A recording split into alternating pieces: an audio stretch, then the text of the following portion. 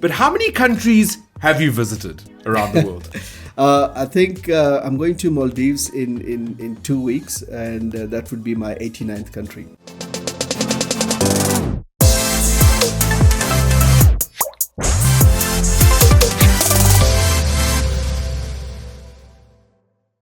Welcome back to another episode of Good Things Guy. Today I'm excited. I'm always excited. I love what I get to do. I love who I get to chat to.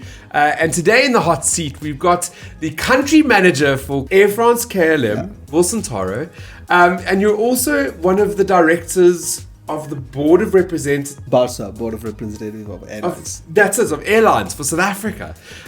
You're a die-hard rugby and cricket fan.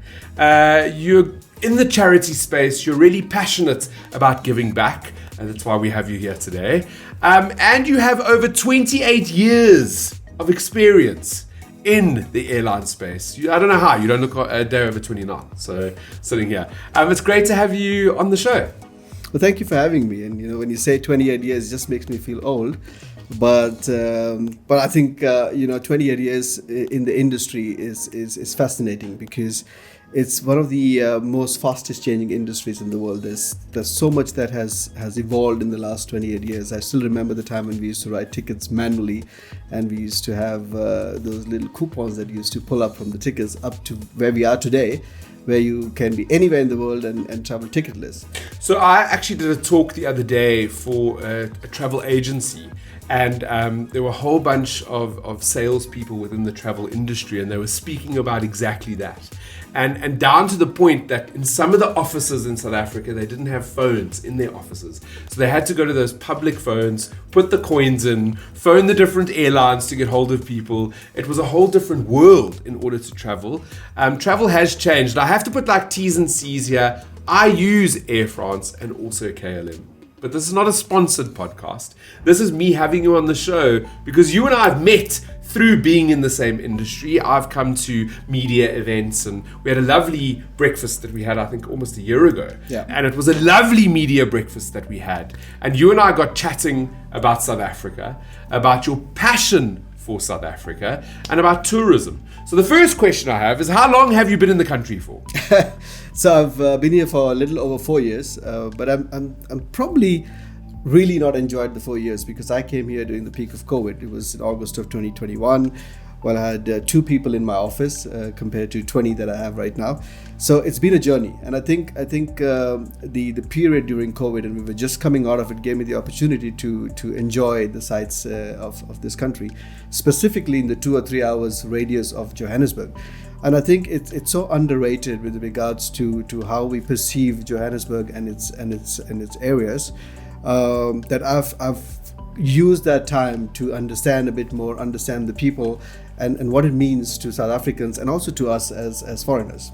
So Wilson, the one thing that we chatted about recently, and it's a big part of why I have you on the show, is that yes, you're in the business of moving people from different countries and bringing people into South Africa, and you've alluded to it now. The big narrative around the world when tourists think of South Africa, the first thing that comes to mind would be, I guess, safari. So I'm going to come here to see the bush. And the second might be, Cape Town. Because Cape Town, they've won all the awards. They're all over the place. They're being marketed really well. But what you said to me is that South Africa has got so much more. And we should be, as a country, talking about all these different pockets, 2-3 hours out of Johannesburg. Johannesburg within itself, there's amazing parts of our country that we need to be talking about more. Absolutely. And I think one of the challenges that we have is that Cape Town has been winning all those different accolades, right? I mean, it's now the best city in the world for travel. It's now the best city in the world for food. So there's a natural interest from people. But we should also not forget that South Africa is far from anywhere in the world. If you're coming in from Europe, you're flying for 11, 12 hours. And then it becomes more of that bucket list destination. So people want to come here, spend as much time that they can in Cape Town. And then if they have some time, or if safari is their priority, then go and add Kruger to that. But when you do that, you already have 2 weeks of your holiday, and you don't really have the option of visiting other parts of the country. But then there is another set of people who come here every year. I mean, if you specifically look at the Dutch travelers, they fly a lot into Cape Town. And I mentioned to you that if you are in the Netherlands in December, the second most popular hashtag is Cape Town. And I think what we need to do collectively, as a tourism industry, is to focus on the strengths of Cape Town and how do we build the other parts of the country.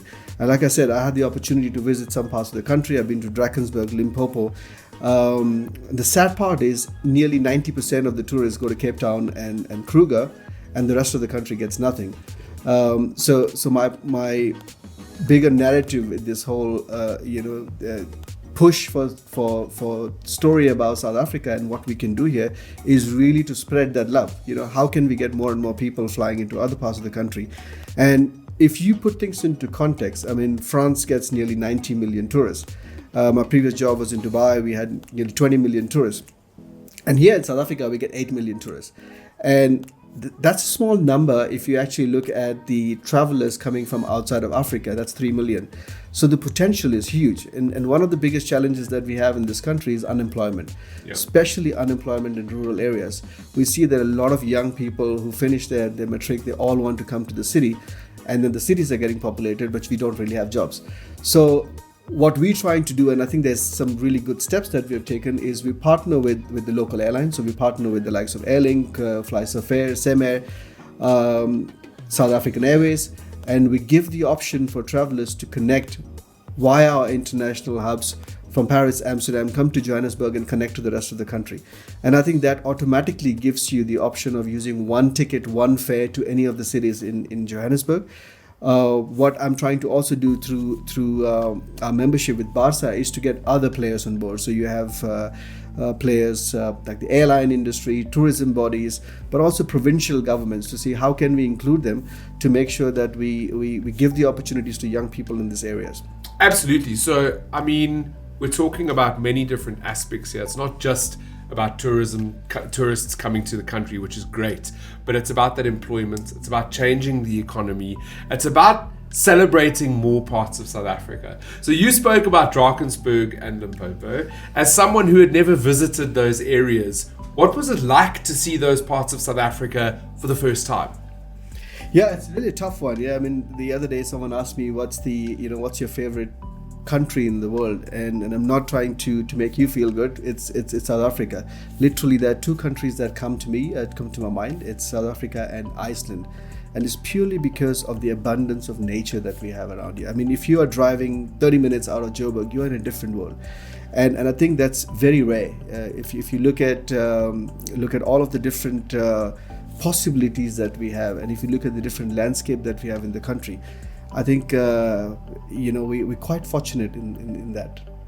I need to put some context here so our viewers and our listeners can understand why you would know a little bit. I mean, you work in the tourism and the airline space, but how many countries have you visited around the world? I think I'm going to Maldives in 2 weeks, and that would be my 89th country. 89th country. I don't know if you can count. I mean, you can see the team. You can't see the team because that's breaking the fourth wall. But Taylor's mouth, my beautiful assistant, her mouth was sitting wide open because it is a huge number. So for you to say that in almost 90 countries, to choose South Africa as your top one, what an accolade for us, and what a thing to celebrate.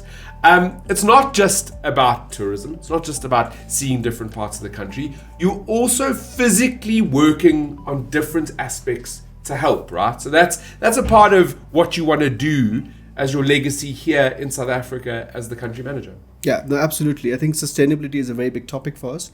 But there's two parts of sustainability. Of course, one of the things that we're really trying hard is to change the way we travel. So if you look at the slogan or the hashtag for KLM, it means travel well, which means that you should also be conscious of how you travel. So one of the things that we are really invested in, and I'm proud to say that Air France KLM is one of the biggest buyer of SAF, that's sustainable aviation fuel, which is actually made out of reusable oils or anything that is a replacement to the fossil fuel, is expected to bring down CO2 emissions by a huge number. But that's something that we do on a head office level in terms of how we change the flying. But we also have a responsibilities to the countries that we serve, to the communities we serve. How do we create those kind of awareness? How do we engage our team members? So we have done a lot of projects, and what I'm really proud of is the involvement that my team has. So we pick up projects that are not necessarily based around the bigger cities of Johannesburg and Cape Town, because it's the easiest thing to do. I mean, if you are based in Joburg, 1 hour radius, and everybody wants to do that. But it's those rural areas, it's those towns which are not necessarily in the eyes of any of the corporates, or even from the donors. So what we try and do is to engage in those communities, specifically in the space of education, but also women empowerment. We also try and see how can we support the women in these areas, because if you look at rural South Africa, and it's, I wouldn't say if it's alarming, because I'm sure we all know that the number of women led households are quite big. I mean, women really take charge in those areas. So we try and empower them through the schools, through the head of the community, but also make sure that we support them in different skills. So we have projects in Mpumalanga where we're trying to get some of the women teach sewing skills, so they can then make a living for themselves. Or we support the educators in special skills, which means we have to bring them to Johannesburg, try and make them aware of the surroundings, which changes so fast, and also deal with situations which are not very common to us in the city. Yeah, well, I mean, when we were chatting offline, we were talking about these different projects, and you were speaking about one that's coming up in a couple of weeks, where you're going into the rural parts of South Africa. As you mentioned, it's so easy for a corporate to get involved with something that's an hour away, for something that you can easily do, and we need to keep doing that, because it's helping the people that need it the most. But there are almost forgotten areas in South Africa where the schools are falling apart, where the citizens are not getting that assistance that they need. And that's exactly what you and your team are doing. You're going in there and not just talking about it. These are not just words. You're physically rolling up your sleeves and fixing classrooms and getting involved, getting your hands dirty, and helping people along the way. Yeah, I think I'm quite fortunate, because working for Air France KLM, you automatically are in a position to connect people. So one of the things that we try and do is, rather than just doing things ourselves, we try and involve our partners, because I think it also gives people an opportunity to be a part of something bigger.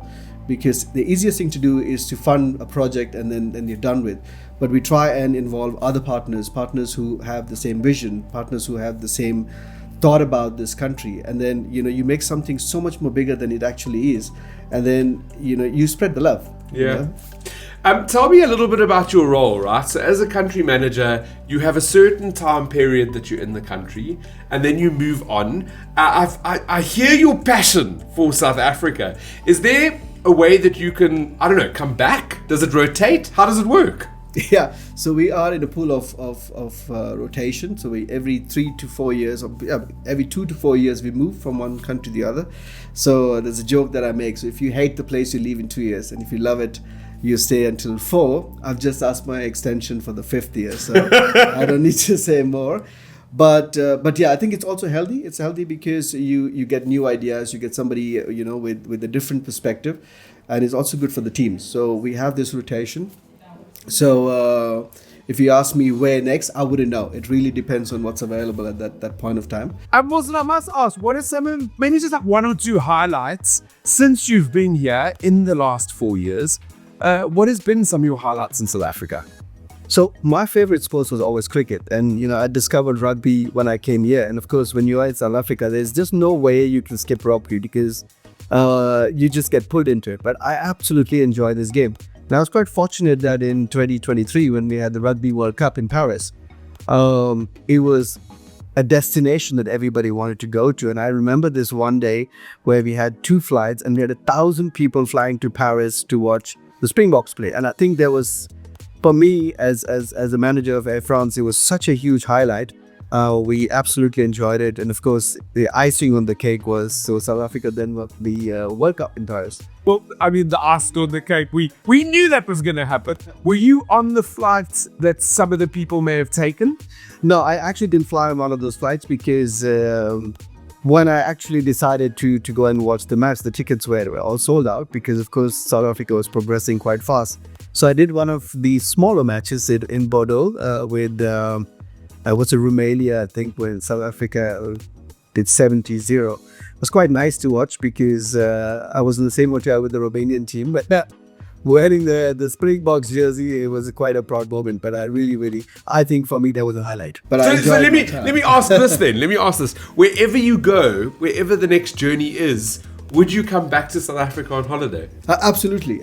I think I've made so many connections in this country, and what's really nice about South Africa is really, I mean, we talked about landscape, but I think it comes down to the people. I travel a lot to Europe, and sometimes the little things that you take for granted.